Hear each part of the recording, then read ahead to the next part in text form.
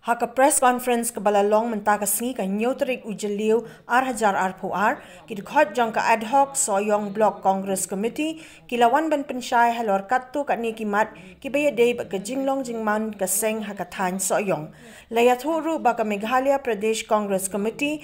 thung ru yau Bah R Thabah kumuk President ba shipor jong ka Sohiong BCC Kine ki dkhot ka seng Congress ki iathuh baya ka Sohiong Block Congress Committee la pyndam no dang shen hadien balayo jingtip ke tikna ba MLA ke seng Congress na Sohiong uba HDR lingdo unlek penyaso no yala die bat ke seng United Democratic Party.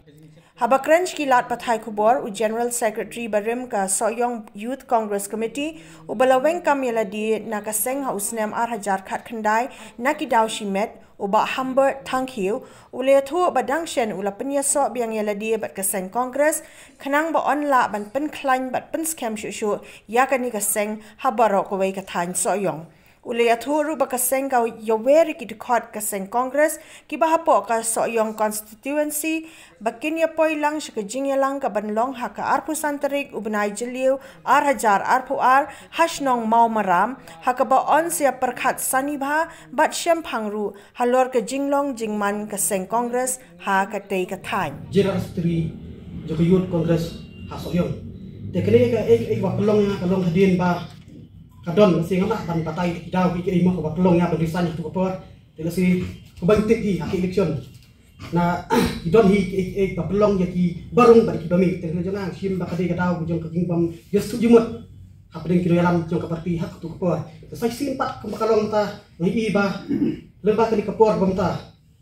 kumba ya ka BCC Sohiong kila disof na tela jongi ba tu ni rong ba di ngai kendulan Bak dak wei kijimut nilai railang ban sim ban pet mai bang bak pet kim bang ya ke bak bisi kam ki bak bisi ane tre chmat hani Sohiong kodesi tene ken jangaru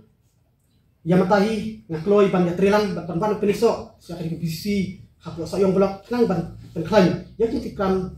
lebak kandidat jungi bani sasei hak ni ke dikjon ajak pulai tene ken jangar ngam ni ai kintin bakran